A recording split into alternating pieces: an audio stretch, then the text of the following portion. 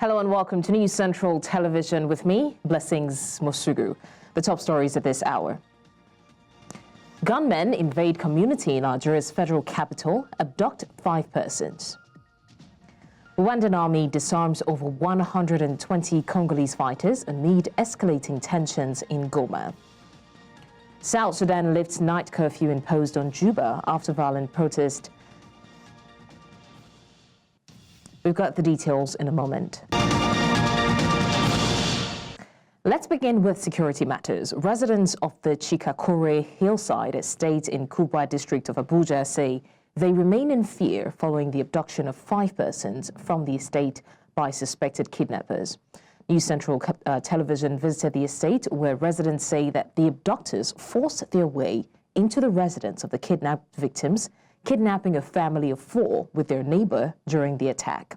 Our correspondent Joshua Imarai was on the ground and found this report. For Kabir Yusuf, the memory of the attack on Chikakore hillside estate is one he wishes to forget soon. As a security guard for the home targeted by bandits in the Buhari area council of Abuja, Kabir says that the incident occurred in the dead of the night. He dismissed the claims by the FCD police command, which says that the suspected kidnappers, disguised as members of the local vigilante, as false and a misrepresentation of the true event. The time that I want to come outside, I just see person, he don't already climb to the gates. To the gates. And I quickly through to the door. I want to open door, come outside. When I open to the door, and I just see him, he don't already jump to the inside. How was he dressed? What was he looking like? He was covering his face. Really? Yes. So what was he holding? What kind of weapon was he holding? You holding gun for him back like this. You holding gun. How many were they? When he was entering inside, you try to open the small door.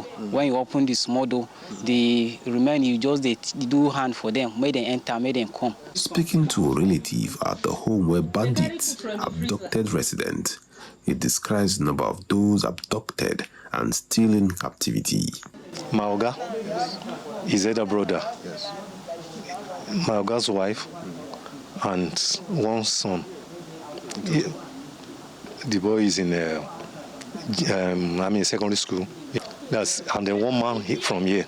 The chairman of the estate says that a similar incident had occurred at the suburb 2 years ago and blames the absence of a police station in the area as encouraging the suspects. We don't have any division apart from a Biazi police station where we have the DPO. And there was a time we built a police post.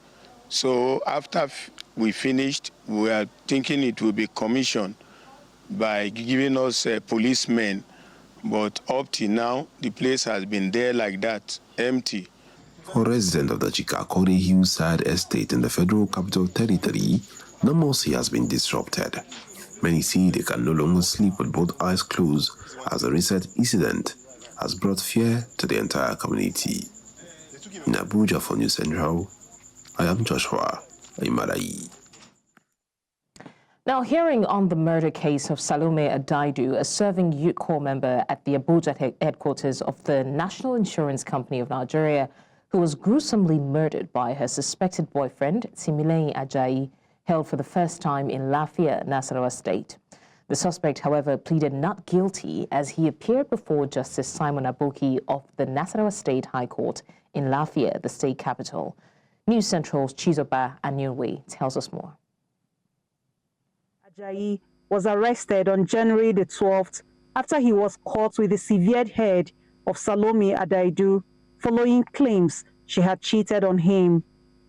He was subsequently arraigned by the State Police Command on a 1-count charge of culpable homicide, punishable with the death penalty under the Penal Code of Northern Nigeria if found guilty.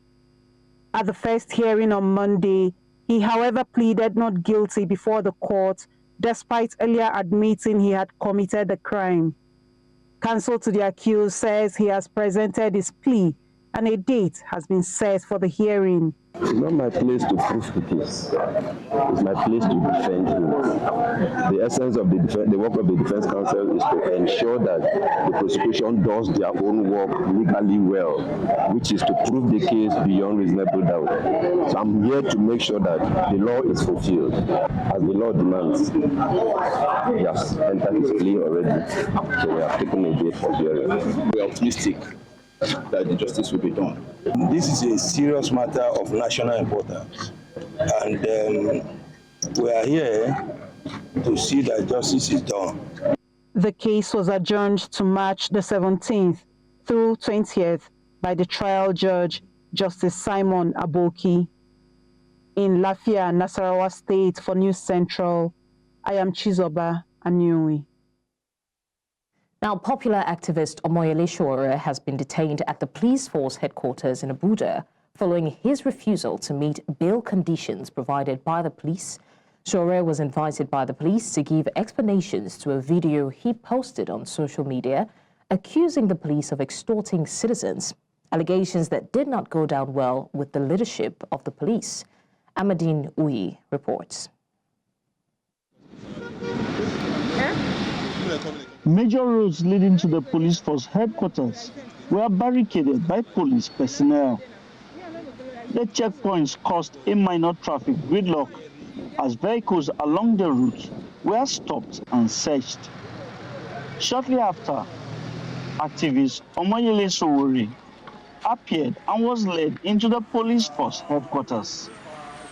After several hours, he, however, was not released as his supporters waited in vain.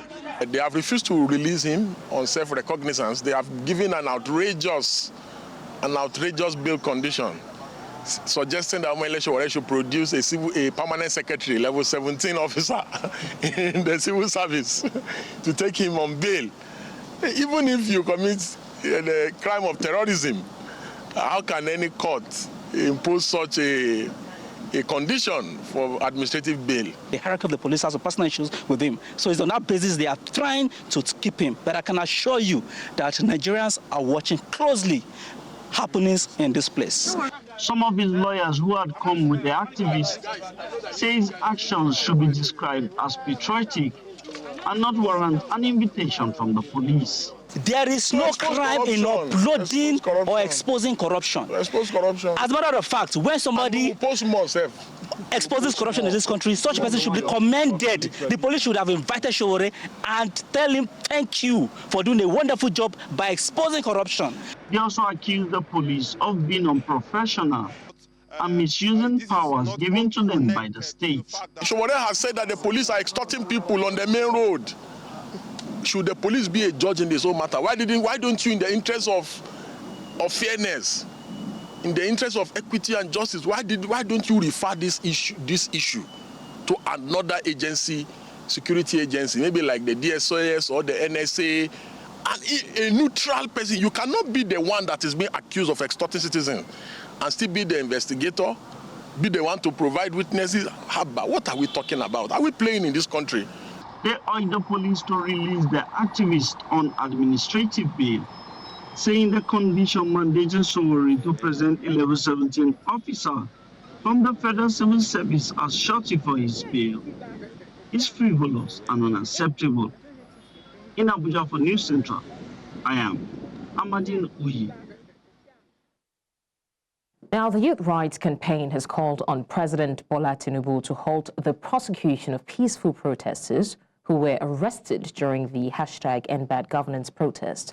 The individuals are set to be arraigned at the Federal High Court in Abuja on the 29th of January, where they will be tried for treason, mutiny, and terrorism.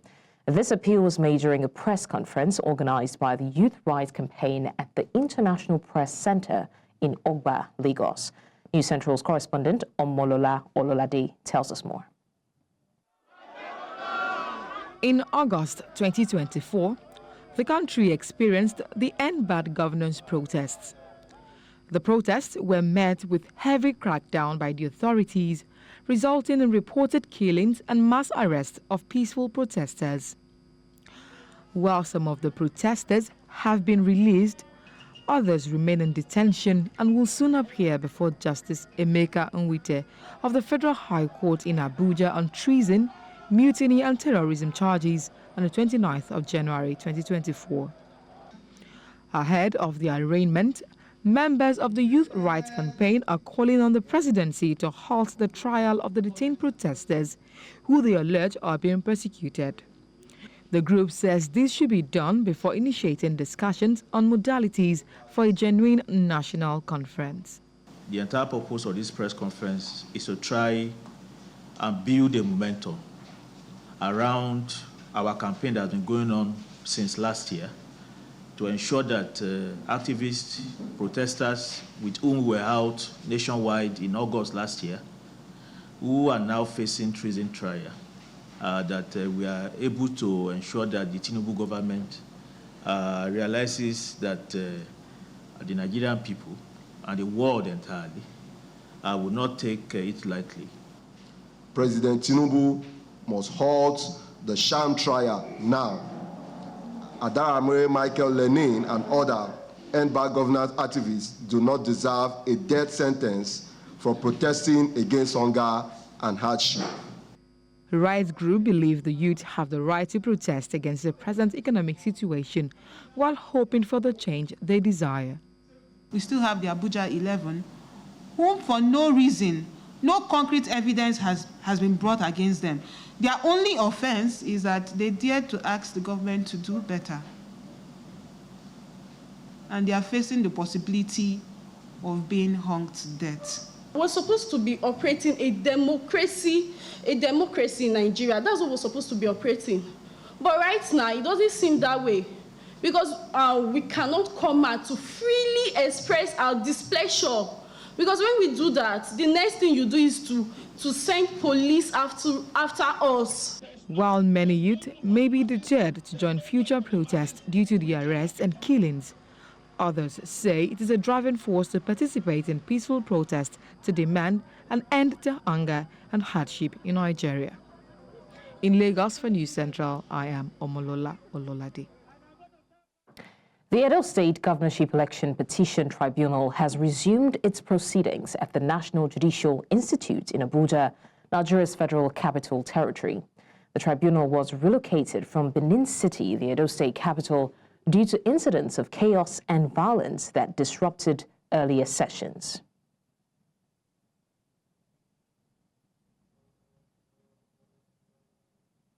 Now, our correspondent Joshua Imarai is live at the venue, bringing updates as the tribunal reviews petitions surrounding the governorship election in Edo State. Joshua Imarai, good afternoon. If you can hear me, what is the current state of the tribunal as we speak, considering the move from Edo State to Abuja, which is, of course, due to the disruptions? Well, good afternoon, Blessings. As you can see, it is all happening here currently. This is the National Judicial Institute in the Federal Capital Territory. It was moved from Benin, where they had an incident of shooting, chaos, violence, and the likes. And we are here now at the National Judicial Institute. And the atmosphere here is peaceful as we speak currently. Proceedings are currently ongoing as the tribunal is sitting.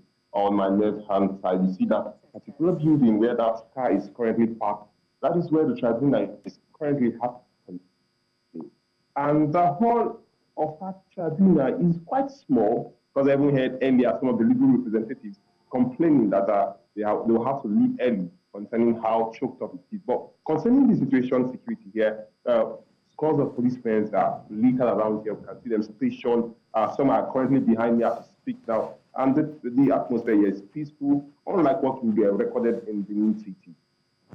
So we also know that there are reactions from the lawyers and the representatives of the petitioners regarding the relocation. What are these reactions? How are the lawyers reacting to the relocation?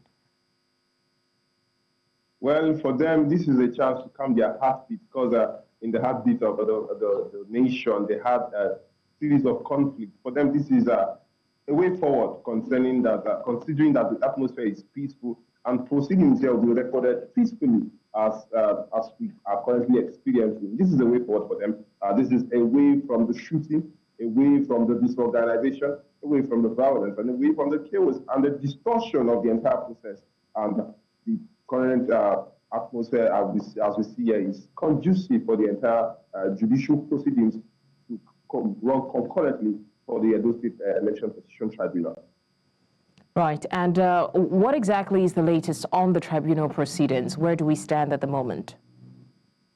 Well, as we speak currently, the star witness of the PDP, that is the person of Osun, who is the director of strategy for the Asua campaign organization, is currently standing on the dock answering questions, fielding questions from the three legal representatives of the INEC, the PDP, and the APC. He has been cross-examined based on his deposition and based on his witness statement earlier and the like. So the PDP, they are optimistic of the entire event transpiring. That the APC, they are saying that they believe that at the end of the entire judicial proceedings that they will emerge victorious. And the INEC there on its own part is witnessing and observing painstakingly the entire situation in that tribunal as we speak.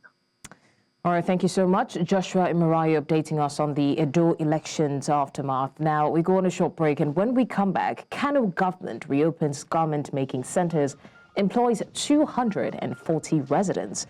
We have the details shortly after the break. Stay with us. Thanks for staying with us in the news. Now, it's a waiting game at the Lagos State House of Assembly on Monday as expectations for the plenary session were unmet. The legislature has been in the spotlight following the refusal of removed Speaker Mudashiru Obasa to accept the processes that led to his removal, raising concerns about how proceedings would unfold if he attempted to resume. Now, journalists who gathered at the Assembly complex to monitor the situation waited for hours, only to be informed by the Assembly spokesman, Stephen Ogundipe, that the sitting had been rescheduled. Meanwhile, the Lagos State House of Assembly witnessed a leadership change as Mojisola Miranda officially assumed office as Speaker. Her assumption followed the removal of Mudashiru Obasa on the 13th of January, despite his claims of unconstitutionality. Obasa was notably absent on Monday as security was tightened to maintain order. Now, Omoluabi Progressives, the political group of Rauf Aregbesola, a former governor of Osun State, has announced its decision to quit the All Progressives Congress. Now, this decision was reached during a stakeholders meeting in Ilesha, Osun State. Inaugurated in 2023, Sunday's meeting was attended by Aregbesola and other members of the APC faction in the 332 wards of Osun. In a statement, Abosede Oluwaseun, the spokesperson of the group, said members resolved to quit APC because of what he termed, quote, ostracization from the party, suspension and expulsion of leaders without fair hearing, and continuous denigration of the structure. Now, Senate President Godswill Akpabio has strongly criticized the trend of senior bureaucrats in the National Assembly seeking to extend their service beyond their official tenure, describing it as a major governance failure. During a meeting with the outgoing chairman of the National Assembly Service Commission, NASC, Akpabio called on the commission to exercise its authority to promptly remove such officials. He voiced concerns that this practice has politicized the parliamentary system and caused divisions within the Parliamentary Staff Association of Nigeria. The Senate President also stressed the need for legislative reforms to establish a more disciplined and efficient service delivery system in the National Assembly. Unnecessary politicization of the tenures of your staff due to the action and inaction of the National Assembly Service Commission. Because if you were firm and applied the provisions of the Act to the letter, nobody would dare stay 1 hour longer. I am aware that sometimes you give people letters to go on terminal leave, and you even say they should hand over to people, and they say they ignore you, and you don't do anything about it. You continue as if it doesn't matter. It does matter because when indiscipline is allowed to creep into the system, it means the system cannot function well. But if you are constantly robbing minds with presiding. Lawmakers in Nigeria's House of Representatives has criticized the Nigeria Extractive Industries Transparency Initiative over presenting repeated line items in its budget proposal. This was as the agency was quizzed over its proposed estimate for welfare for stakeholders, amounting to about 32.5 million naira. Our correspondent, Edo Joseph, has more details. Appearing before the House of Representatives Committee on Petroleum Resources Upstream are officials of Nigeria Extractive Industry Transparency Initiative, aiming to defend the sum of 6.5 billion naira as its budget proposal for the year 2025. This includes 1.7 billion naira for overhead costs, 2.2 billion naira for capital expenditures, and another 2.2 billion naira for personnel costs. The breakdown from page 29, we are projecting for local training and transport, including training, 97.5 million. For local travels, 80.5 million. Lawmakers expressed their displeasure with NASC, citing specific line items that have repeatedly appeared in its annual budgets, accusing the agency of a lack of clarity in many areas. Here I can see other maintenance services, 12 million point something. What is that? What exactly is that? It's not specified. And then you look at the shredding machine. The highest you get is about 240K. And then you want to spend 6 million, you are buying about 25 pieces. One specific line item that the lawmakers saw questionable was the proposed estimate of 32.5 million naira, which the agency says is for welfare.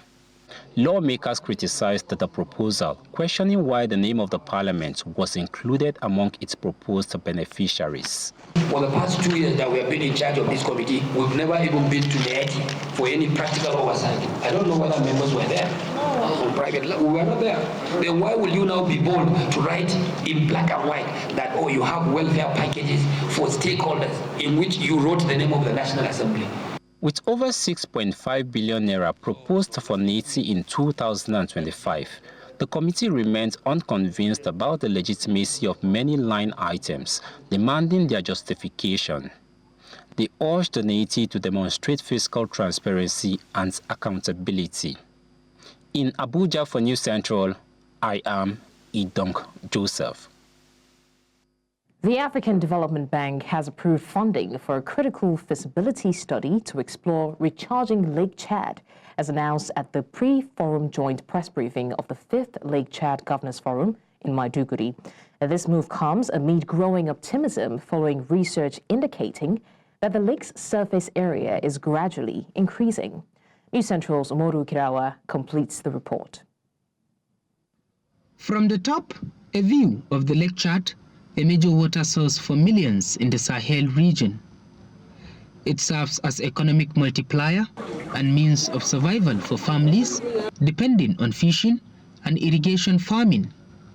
The Lake Chad Basin, which is said to have witnessed significant shrinkage over the past decades due to climate change and unsustainable water use, is showing signs of recovery according to recent research. 2014, right up till now, we will say the lake is regaining the surface area.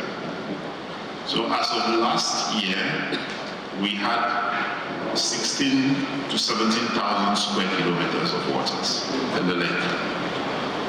Now, there are details that we can share, but we are monitoring the surface area of the lake. I'm happy to announce we just recently got approved funding from the African Development Bank to conduct the feasibility studies for this project. The project was approved in November, and we are starting implementation this year. So we are going to do feasibility studies to do the improvement of the hydraulic capacity of the Shari and Logon system and of the Komadugu Yobe, and also of the lake. So those studies are going to start.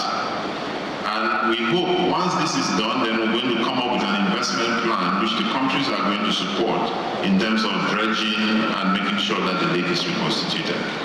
This is said to form a major part of discussion by experts as governors of the 8 states in the 4 Lake Chad countries of Nigeria, Chad, Niger, and Cameroon, as well as policymakers, among others, converge for the 5th Lake Chad Governors Forum. Day 1 will begin with an in-depth analysis of current security and humanitarian trends in the Lake Chad region. It will be followed by a review of the regional strategy for stabilization, recovery, and resilience, where stakeholders will explore updated strategies and implementation tools and the funding mechanism enriched by insights from traditional rulers and expert discussions. Key initiatives include the stabilization of development plan will also be launched, underlying the importance of resource mobilization for sustainable peace building. Hosted by Yobe State Government, the 5th Lake Chad Governors Forum is a platform to strengthen regional cooperation and address pressing challenges in the Lake Chad Basin, including stabilization, recovery, and resilience. In Maiduguri for News Central, Umoru Kirawa. About 240 residents of the Kura local government area of Kano State have been employed as the state government reopened its garment-making center. This was made known by the state governor Abba Yusuf as he commissioned the center, saying that 120 residents have already been trained. News Central's Emmanuel Bagudu reports. This garment-making center, according to the Kano State Governor, was established in 44 local government areas of the state during the administration of former Governor Rabiu Kwankwaso. However, the centers were abandoned by the successive administration, leading to their collapse and a loss of job opportunities for many. Somebody by his left. Maybe some of you might guess who I was talking about. Telling him, please allow me to commission those garments. You did an excellent job. If you commission them, I don't have anything to commission. Please allow me to commission. And Senator Rabi Musa said, okay. Commissioner work, stop worrying yourself. Somebody who is taking over from me, by the grace of God, will commission them, will add what we did not do. That it will now become an elephant job. He will, that person who is entrusted will not commission it. I have been vindicated. 8 years after, nothing was done. The clusters were left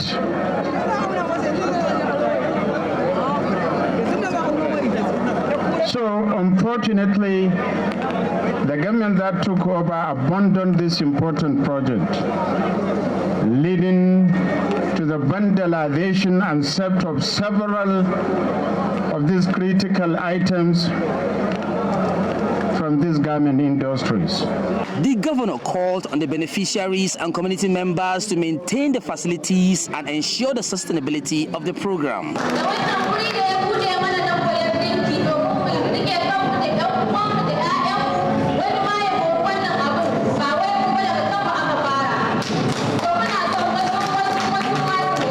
The government says that the beneficiaries will also receive special training on entrepreneurship and further grouped into a cooperative society. In Kano for News Central, I am Emmanuel Bagudu. Well, that was News Central's correspondent, Emmanuel Bagudu, on reopening, tackling poverty and the government reopening the garment-making center and hiring 240 people. Coming up on the news, Rwandan army disarms over 120 Congolese fighters. We have the details of this and more after the break.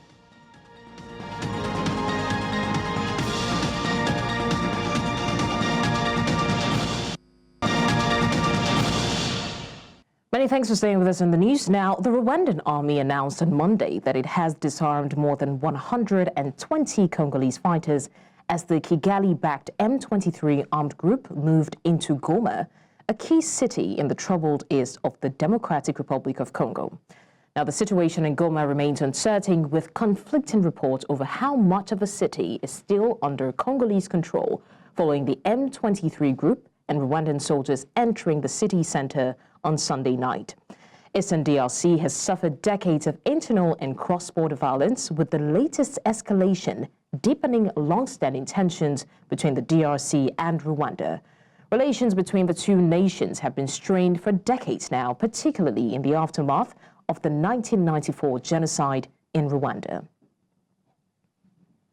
Now, in the meantime, a massive crowd gathered in Bukavu on Tuesday, rallying for peace in the conflict-ridden Eastern Democratic Republic of Congo as the Congolese army battles Rwandan troops and militia fighters near the strategic city of Goma. Clashes in the besieged city have claimed at least 17 lives and left nearly 370 wounded, according to hospital sources. Gunfire and artillery exchanges echoed across Goma, a major hub in the DRC's mineral-rich east, as M23 forces backed by the Rwandan military pushed against Congolese troops. Rwanda reported that 5 civilians were killed across its border amidst the escalating violence, further stoking tensions.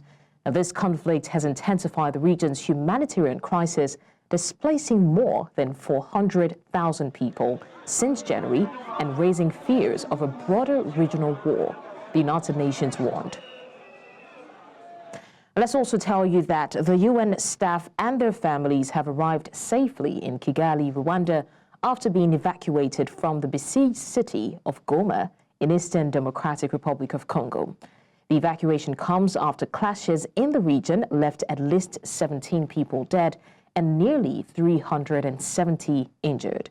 The situation in Goma remains volatile, with reports of ongoing fighting between rival groups. The UN has condemned the violence and is working to provide humanitarian assistance to those affected. The evacuation of UN staff and their families is a precautionary measure to ensure their safety. We're still talking unrest. South Sudan has lifted a night curfew imposed earlier this month following violent anti-Sudanese demonstrations in the capital, Juba. A police spokesman, John Kasara, announced on Monday that the curfew declared on January 17, 2025 by the Inspector General of Police has been lifted.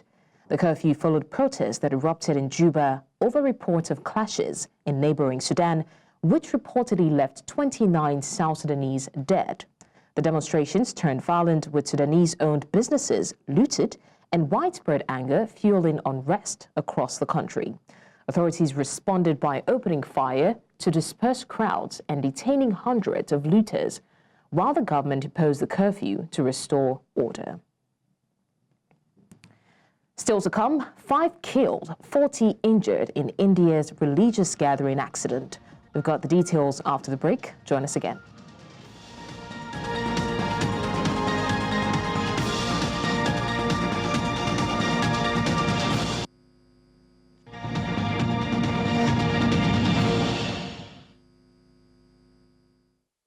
Now to stories outside the African continent. Journalist bodies across Pakistan have announced a nationwide protest against recent amendments to the Prevention of Electronic Crimes Act, PECA.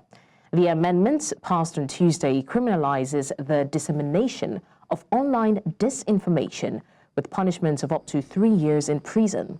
Critics, including journalists, say the law is designed to suppress dissent.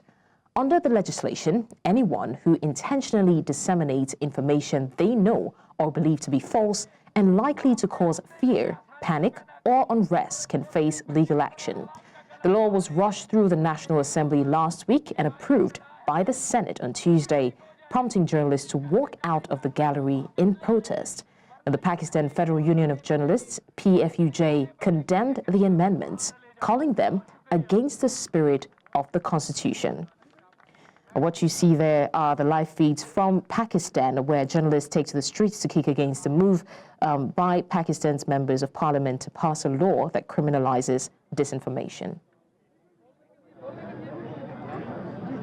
ये कैसा दस्तूर ज़ुबाबंदी है तेरी महफिल में, ये कैसा दस्तूर ज़ुबाबंदी है तेरी महफिल में, यहाँ तो बात करने को तरसती है जुबान मेरी तो ये जो जुबानबंदी का कानून Now, U.S. President Donald Trump has called the emergence of China's low-cost AI model, DeepSeek, a wake-up call for American companies.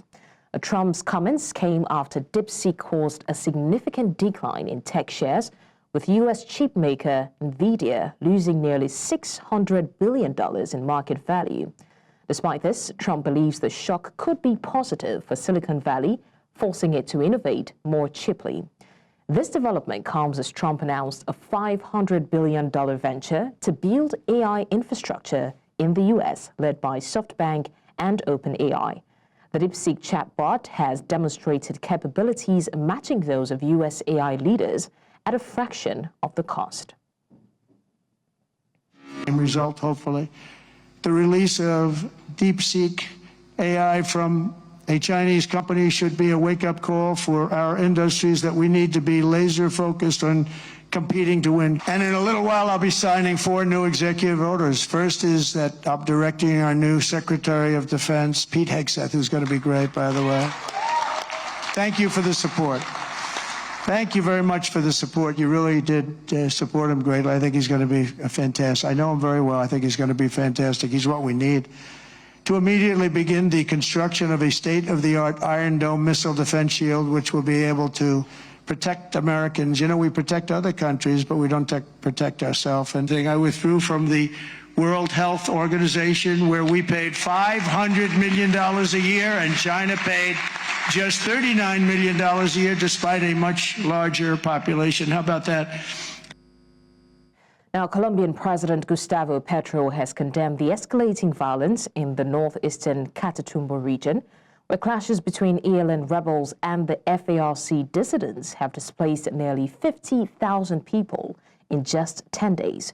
Petro linked the violence to the illegal coca leaf trade, which he claims attracts violent groups vying for control of the territory. The latest bout of fighting has claimed 13 lives in the past 2 days, heightening concerns over the region's security and humanitarian impact.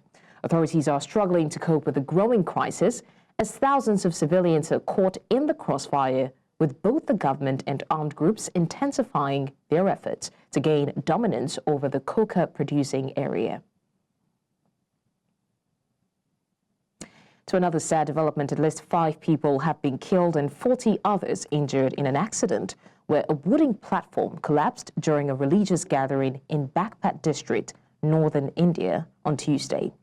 The incident occurred at a Jain temple where hundreds of devotees had assembled to offer confectionery. This tragic event highlights the persistent safety issues during major religious gatherings in India, where overcrowding and inadequate infrastructure often contribute to accidents. The collapse in Bagpat follows a history of similar incidents, including a deadly stampede in Uttar Pradesh last year that claimed 121 lives and a 2016 explosion in Kerala that killed 112 people. Jainism, followed by a small percentage of India's population, teaches nonviolence and compassion for all living beings. The accident coincides with the ongoing Kumbh Mela festival in Prayagraj, attracting millions of devotees. था बड़ौत में यहाँ पे 40 लोगों के घायल होने की सूचना है। 20 लोगों को जो है उनका उपचार करके उनको घर भेज दिया गया है और 20 लोगों का भी उपचार हॉस्पिटल में चल रहा है। अब कोई कैजुअलिटी है मैम? 5 के आसपास की कैजुअलिटी अभी रिपोर्टेड है।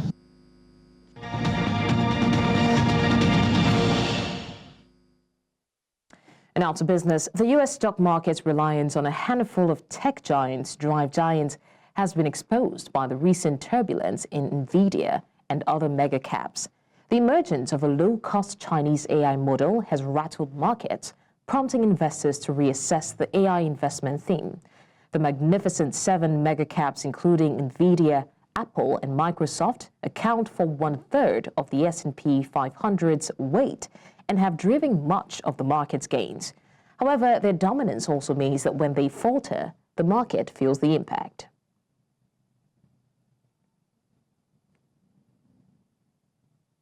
We go on a short break now, and when we come back, we've got more stories, especially sports stories, so stay with us.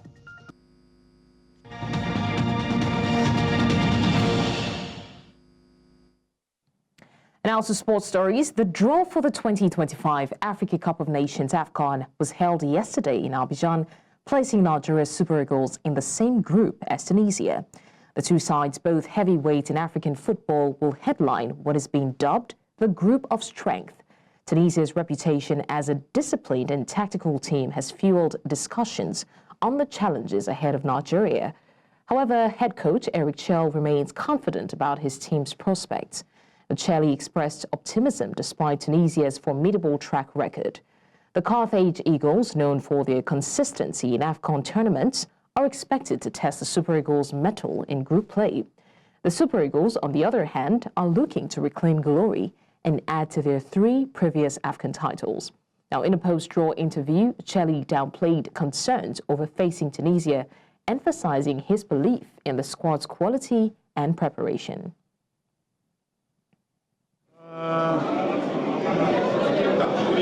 There is no little team in AFCON.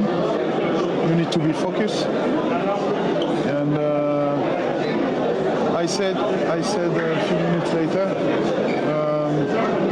I'm focused on my player, on my team, and on March. We need to be focused on the qualifier, the World Cup qualifier, and after that, in October, we can think about the AFCON. But now we need to win 2 games in March. Let's go to the March. Anyone in the AFCON can win the tournament. But now I need to watch my player.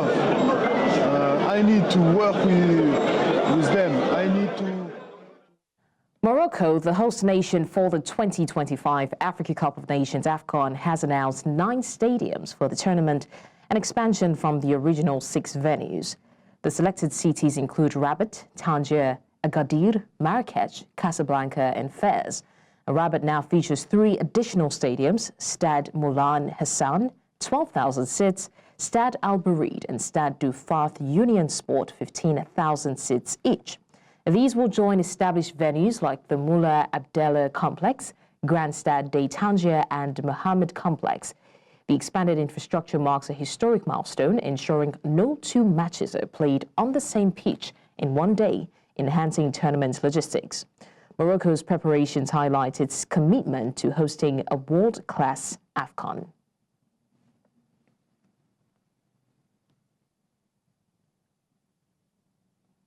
Well, that's all on the news at this hour. But before we go, let's take another look at some of our major stories. We told you gunmen invade community in Nigeria's federal capital, abduct 5 persons. We also said Rwandan army disarms over 120 Congolese fighters amid escalating tensions in Goma. And finally, we mentioned that South Sudan has lifted night curfew imposed in Juba after violent protests. You can watch News Central live on DSTV, channel 422, Star Times, channel 274, Avo TV, and YouTube. Many thanks for watching. I'm Blessings Osugu.